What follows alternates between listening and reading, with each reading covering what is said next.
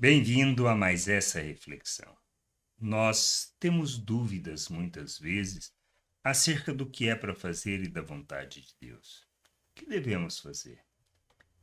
Nós devemos sempre, e é normal, pedir a confirmação.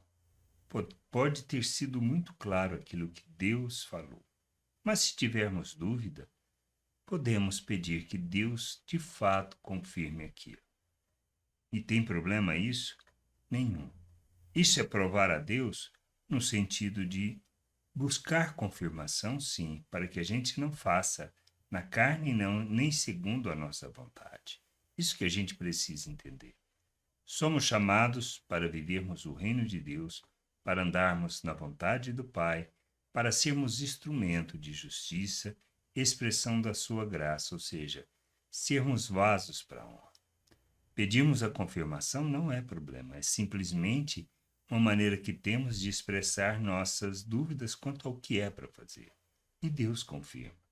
Seja através da vida de um irmão, ou seja, de uma pessoa que conhecemos, onde vem e é o amém daquilo.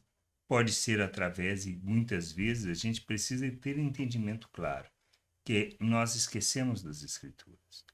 Tudo que vem que nós temos entendimento que é para fazer, primeiro a gente precisa julgar à luz das Escrituras, para que nós possamos agir não fora da vontade de Deus, não fora daquilo que seja a palavra, pois se contradiz a palavra, pode ter a certeza, não é da vontade de Deus. Mas por isso a gente precisa conhecer e julgar tudo à luz do que ela fala. Mas podemos pedir também provas, como Gideão. E talvez ele tenha insistido demais e a gente não pode até discutir a motivação para isso. E ele pede prova para Deus e Deus realiza as duas.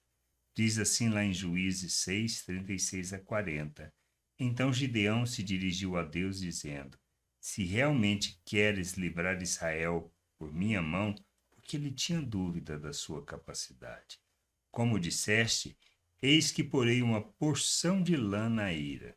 Se o orvalho estiver somente nela e a terra ao redor estiver seca, então saberei que irás livrar Israel por meio de mim, como disseste. E assim aconteceu. No outro dia, Gideão se levantou de madrugada e, apertando a lã do orvalho que havia nela, espremeu uma taça cheia de água.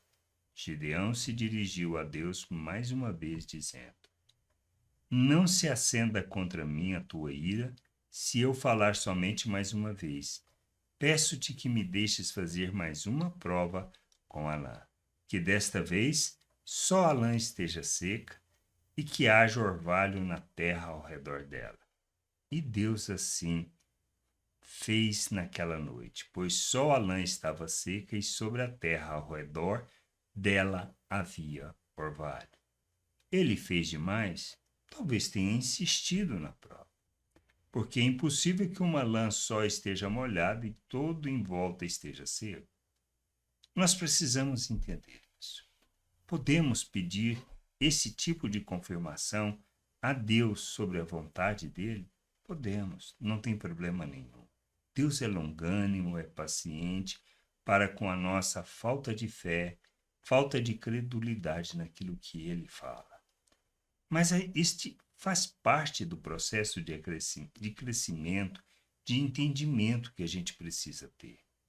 Nós precisamos caminhar para a maturidade, pois à medida que caminhamos para a maturidade, mais nós entendemos a vontade de Deus, seu querer, e mais ouvimos aquilo que ele nos fala.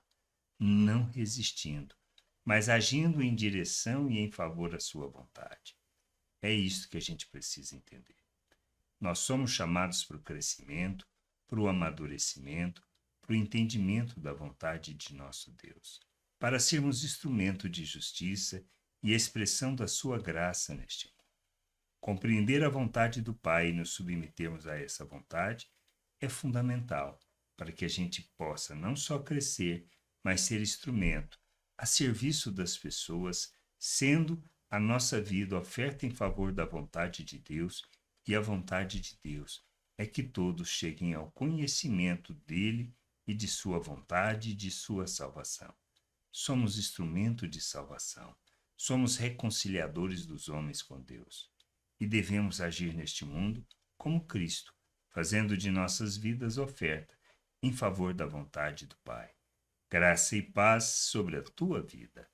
Amém.